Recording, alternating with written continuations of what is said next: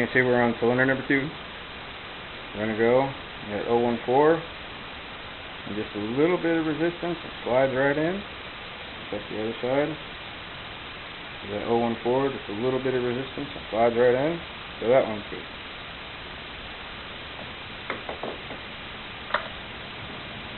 Rotate this crankshaft again to get cylinder number 3's valve away from the buckets. And then go with our 014. And it slides in. Go with our 014. Slides in with very little resistance.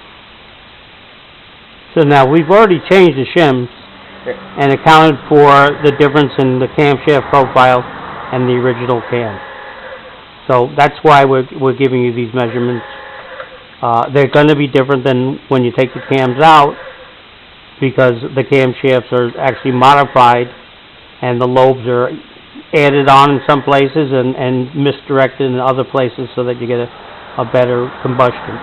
The valve will stay open earlier and longer, and the exhaust valve will stay closed a little longer and then opened.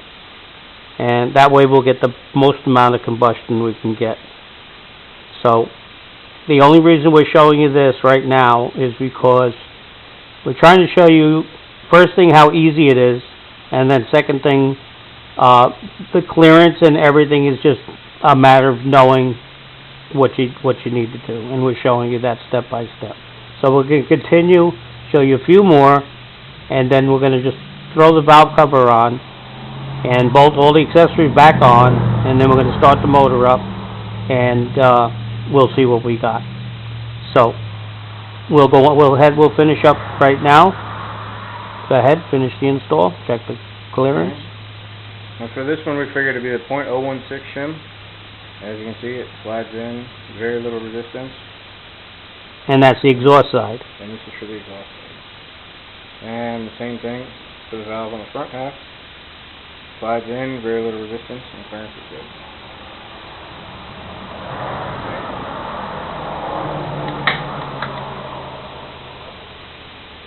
Move on to cylinder number 2's exhaust valves.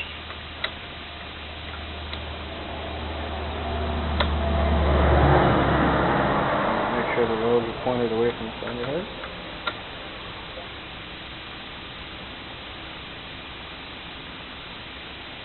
And go with that 016 shim again. You can see it slides in, very little resistance.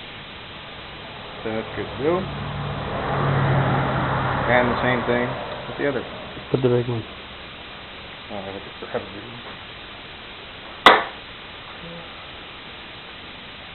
Okay. We're just going to try the bigger one to show you how it's going to be tighter. You can see. And not really want to go in. See how it doesn't go in? That means that the clearance that we got on the first one was correct. Because there's always going to be a little variance. It never can be perfect because metal isn't perfect. So don't worry about making it perfect. As long as when you slide the feeler gauge you're in, you get a little resistance when you pull it out, and then if you still want to, you can check the next size up on the feeler gauge and see if that fits. If it doesn't, then you know you're in the right place. So now we're turning the engine over again, and we're going to check the last cylinder on the intake. On the exhaust, I'm sorry. And you can see. And as you can see, there's a slight drag and a slight little bit of pressure. Which reflected.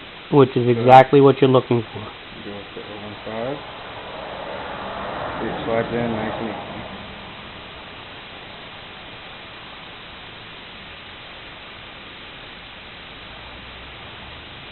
So now this is what you're gonna do this before you even take your motor apart. You're going to set everything on top dead center, and then you're going to rotate it and check the clearance that you have between the lobes cold, and that way we can give you a few shims for each cam, so that when you reinstall it, you can put the new shims in, put the cam back in, and then check the clearance. Now the worst thing happens, if the clearance isn't correct, the worst thing you have to do is take the camshaft out and install a bigger or thinner shim. Now they do sell a tool to do that, and we found it's kind of easier just to do it the way we're doing it, by taking the cams out. And if you give us a precise size of what you have, we'll know exactly what you need to add to the shim to get it to the spec.